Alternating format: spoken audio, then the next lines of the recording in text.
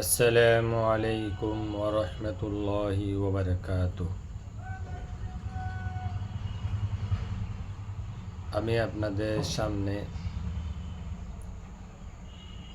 এমন একটি সূরার ফজিলত ও অর্থ সহ তেলাওয়াত করব, যেই সূরার নাম হচ্ছে সূরাতুল ফাতিহা।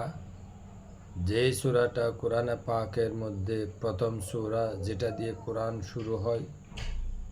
এমন একটি সূরা, যেই সূরা প্রত্যেক মুসলমানকে এটা মুখস্থ করা, এটা শুদ্ধ করে জানা ফরজ, যেটা নামাজের মধ্যে প্রত্যেক রাকাতে পড়া হয়। এ সূরাকে সূরাতুল ফাতিহা বলে এবং সূরাতু উম্মুল কোরআনও বলা হয় এবং কোরআন পাকের সূচনাও বলা হয়। সুনানে দারেমির মধ্যে রয়েছে, রাসূল সাল্লাল্লাহু আলাইহি ওয়াসাল্লাম ইরশাদ করেন, যে ব্যক্তি সূরা ফাতিহা তেলাওয়াত করবে, ওই ব্যক্তির জন্য সকল রোগের জন্য শেফা হবে। সুবহানাল্লাহ।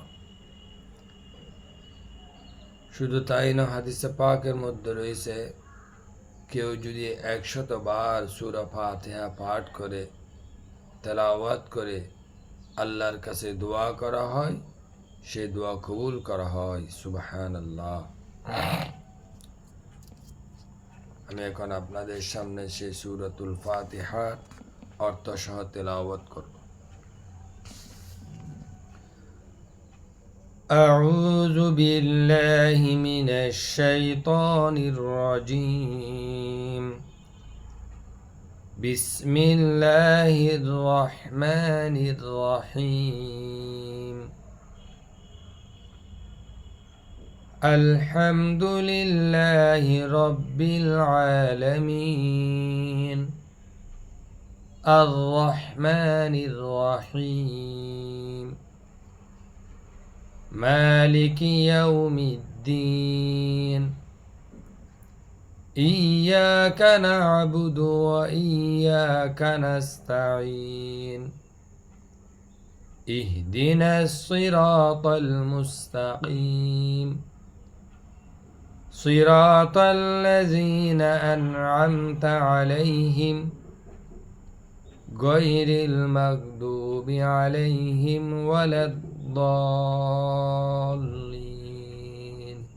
آمين. আল্লাহ তাআলা ইরশাদ করেন, আলহামদুলিল্লাহ রাব্বিল আলামিন। সমস্ত প্রশংসা আল্লাহর জন্য, যিনি সকল জাহানের প্রভু, যিনি পরম দয়ালু ও করুণাময়, যিনি প্রতিদান দিবসের মালিক।